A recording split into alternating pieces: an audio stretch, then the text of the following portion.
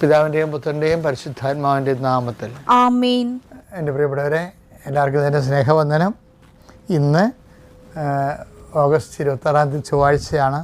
അമ്മേ പരിശുദ്ധമേ, അമ്മേ പരിശുദ്ധമേ, ദൈവമാതാവേ, കൃപാസനത്തിലൂടെ ഞങ്ങൾക്കും ഞങ്ങളുടെ ദേശത്തിനും അമ്മ മധ്യസ്ഥം തേടി തന്ന എല്ലാ അനുഗ്രഹങ്ങൾക്കും കൃപകൾക്കും ഞങ്ങളിപ്പോൾ ഹൃദയം നിറഞ്ഞ നന്ദി പറയുന്നു. അമ്മേ പരിശുദ്ധമേ, അമ്മേ പരിശുദ്ധമേ, ദൈവമാതാവേ, 2004 ഡിസംബർ 7 ഉച്ചകഴിഞ്ഞ് 2:30 കൃപാസനത്തിൽ സംഭവിച്ച അമ്മയുടെ പ്രത്യക്ഷപ്പെടലിനെ കുറിച്ച് തിരുസഭയ്ക്ക് സമർപ്പിച്ചിരിക്കുന്ന പഠനരേഖകളുടെ മേൽ സഭാത്മകമായ പഠനം ആരംഭിക്കുവാൻ ഞങ്ങൾ പ്രാർത്ഥിക്കുന്നു.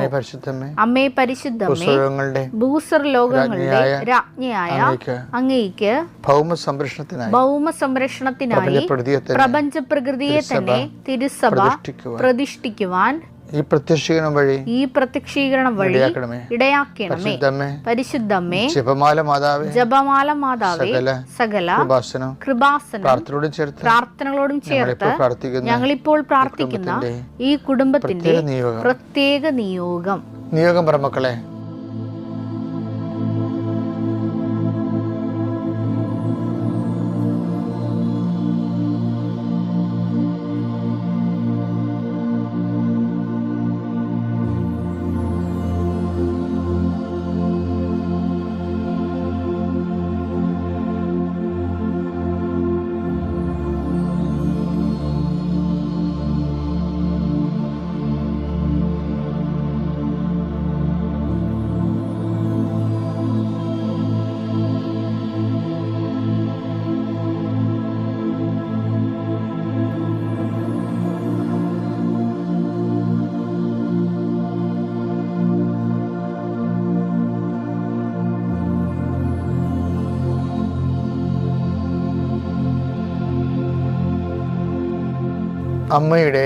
അമ്മയുടെ പ്രത്യക്ഷീകരണത്തിന്റെ ഈ അനുഗ്രഹവേളയിൽ ഞങ്ങൾക്ക് സാധിച്ചു തരുവാൻ കനിയണമേ.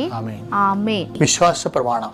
സർവശക്തനായ പിതാവും ആകാശത്തിന്റെയും ഭൂമിയുടെയും സൃഷ്ടാവുമായ ദൈവത്തിൽ ഞാൻ വിശ്വസിക്കുന്നു. അവിടുത്തെ ഏകപുത്രനും ഞങ്ങളുടെ കർത്താവുമായ ഈശോ മിശിഹായിലും ഞാൻ വിശ്വസിക്കുന്നു.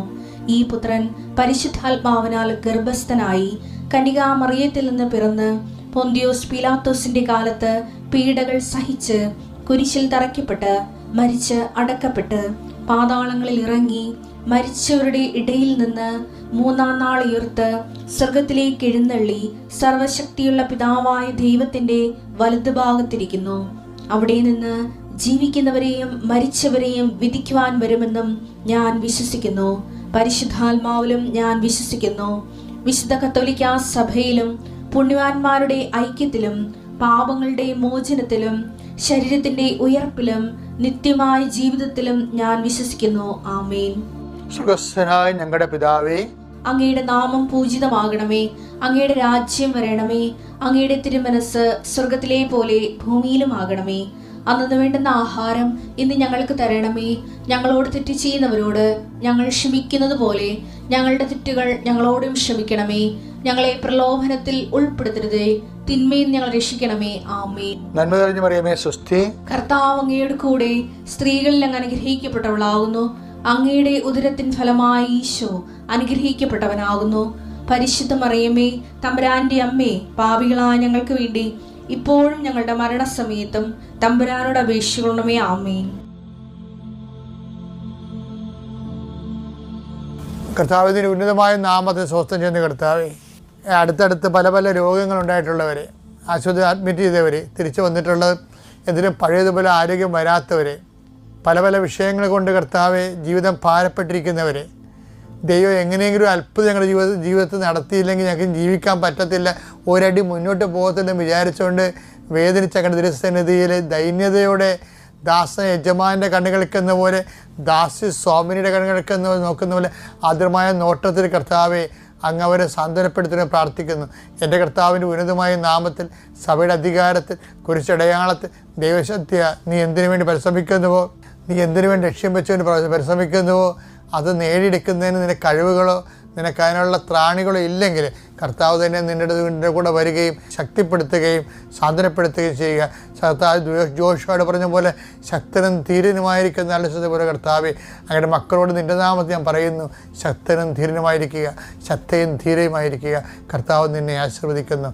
നീ ഈ അനുഭവം നിങ്ങൾ ഇന്ന് കാണുന്ന ഈജിപ്തുകാരെ നാളെ നിങ്ങൾ കാണത്തില്ലെന്ന് അരുളി ചെയ്ത പോലെ നിങ്ങൾ ഇന്ന് കാണുന്ന പ്രതിസന്ധി നാളെ നിങ്ങളുടെ മുമ്പിൽ ഉണ്ടാകത്തില്ല എന്ന് കർത്താവ് അരുളി ചെയ്യുന്നു. ആ വാക്കിൽ വിശ്വസിച്ചുകൊണ്ട് ദൈവത്തെ സന്നിധിയിൽ കരുത്ത് പ്രാപിക്കുക. നിത്യം പിതാവും പുത്രനും പരിശുദ്ധാത്മാവുമായ സർവ്വേശ്വരായി നീക്കുവാമേ. നമ്മൾ ഇന്നലെ കണ്ടത് എൻ്റെ വേറൊരു ഭാഗമാണ് ഇന്ന് കാണുന്നത്. ദൈവസംരക്ഷണം തന്നെയാണ് വിഷയം. ദൈവസംരക്ഷണം എന്ന് പറയുമ്പോൾ ദൈവത്തെ അംഗീകരിച്ചു എല്ലാ തലങ്ങളിലും, നമ്മുടെ എല്ലാ വിജയങ്ങളിലും പരാജയങ്ങളിലും നമ്മൾ ദൈവത്തെ അംഗീകരിക്കണം. അല്ലാതെ വിജയം വരുമ്പോൾ മാത്രം, സന്തോഷം വരുമ്പോൾ മാത്രമല്ല, അല്ലാത്ത മേഖലകളിലും എനിക്ക് പലപ്പോഴും തോന്നിയിട്ടുള്ളത്, നമുക്ക് നെഗറ്റീവ് ലൈഫിൽ സംഭവിക്കുന്ന സമയത്താണ് നമ്മൾ കുറച്ച് കൂടുതൽ സ്വസ്ഥം പറയേണ്ടത് തോന്നുന്നത്. കർത്താവ് നമുക്ക് അവശേഷിപ്പിച്ച് പോയ ഒരു സംഭവമാണ്. അതായത് യൂദാസ് ഒറ്റിക്കൊടുക്കാനായിട്ട് അന്ത്യത്താഴ മേശയിൽ നിന്ന് പുറത്തേക്ക് പോയി.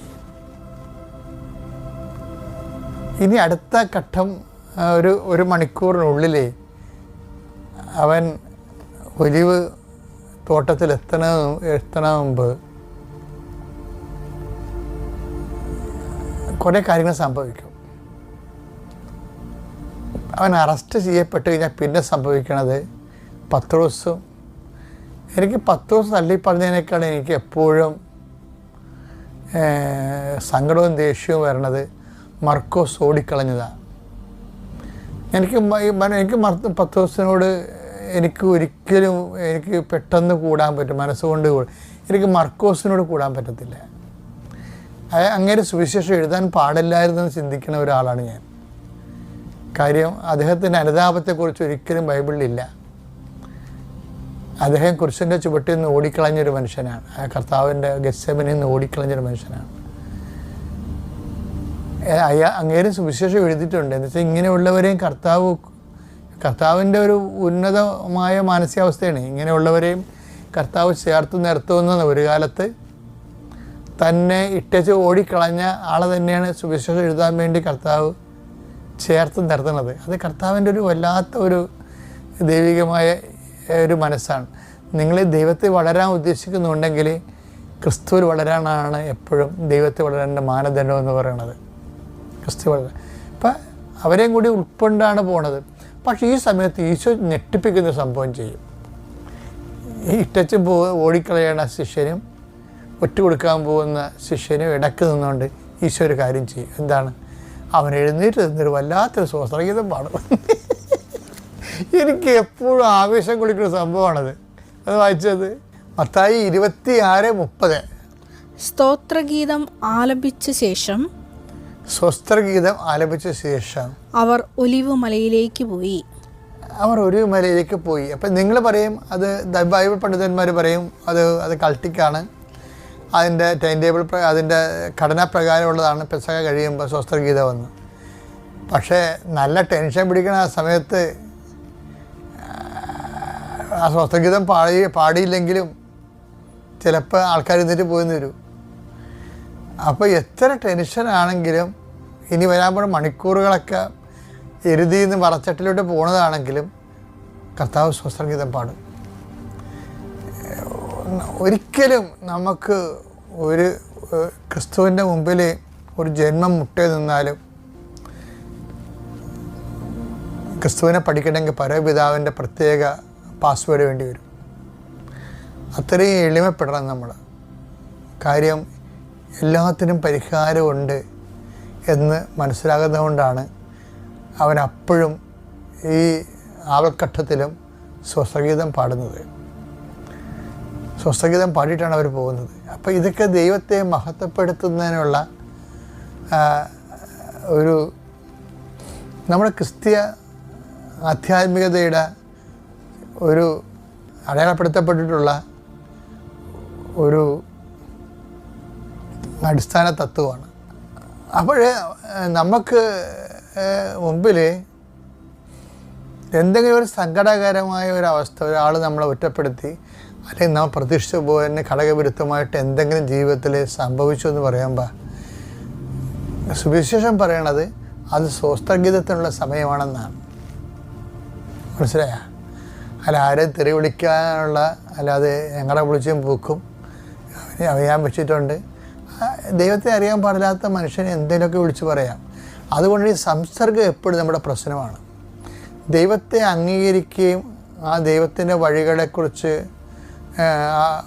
ബോധ്യമില്ലാത്ത ആൾക്കാരുടെ കൂടെ നമ്മൾ കൂടി സഞ്ചരിച്ചാൽ, ഞാൻ കഴിഞ്ഞ ആഴ്ചയിൽ പറഞ്ഞ പ്രസരണ നഷ്ടം ഉണ്ടാകും.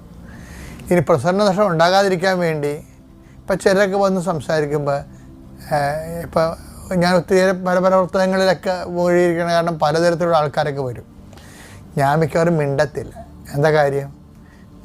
അവർ പറയുന്നത് സുവിശേഷ വിഹിതമല്ലെന്നും അതുപോലെ തന്നെ ക്രിസ്തുവിൻ്റെ ചൈതന്യത്തിൻ്റെ ധാരയിലല്ലെന്നൊക്കെ നമുക്കറിയാം. അതുകൊണ്ട് നമ്മളെന്ത് ചെയ്യും? നമ്മളെ മൂളിക്കേട്ടുകൊണ്ട് അതിനെ സപ്പോർട്ട് ചെയ്യത്തില്ല, മിണ്ടത്തില്ല, അല്ലെ മാറി നിൽക്കാൻ കൊണ്ട്. അപ്പോൾ എന്ന് വെച്ചാൽ നമ്മൾ ഈ വിഷയത്തിൽ നമ്മുടെ ചൈതന്യം കെട്ടുപോകാതിരിക്കാൻ വേണ്ടി നമ്മളെ പ്രത്യേകം ശ്രദ്ധിക്കുക. അത് ഈ ആധ്യാത്മികത എന്ന് പറയണത് നമ്മളെ ശ്രദ്ധിച്ചാലേ നിലനിൽക്കത്തുള്ളൂ. അതാണ് ഈ വേലി കെട്ടണം എന്നൊക്കെ പറയത്തില്ലേ.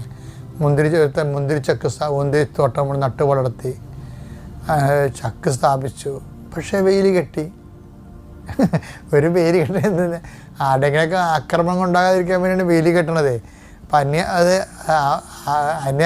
നമുക്ക് നമ്മളുടെ ചൈതന്യം നഷ്ടപ്പെടുത്തുന്നു കാണുന്ന സ്ഥലത്ത് വെച്ചൊരു വേലി വേണ്ടതാണ്. നമുക്ക് ദൈവത്തെയും കാണാവുന്ന ഒരു വേലി അപ്പോൾ നമ്മൾ സംരക്ഷിക്കുന്നുവെന്ന് മനസ്സിലാക്കിയ ദൈവം നമ്മളെ ആത്മാർത്ഥയെ മനസ്സിലാക്കിക്കൊണ്ട് ദൈവം നമ്മളെ സഹായിക്കും. ഞാൻ പറഞ്ഞ മനസ്സിലായില്ലേ? സ്വസ്ത്രഗീതം സഹനത്തിൻ്റെ സങ്കടത്തിൻ്റെ സമയത്ത് സ്വസ്ത്രഗീതം ആലപിക്കാൻ നീ പഠിച്ചാൽ നീ ക്രിസ്ത്യാനിയായി.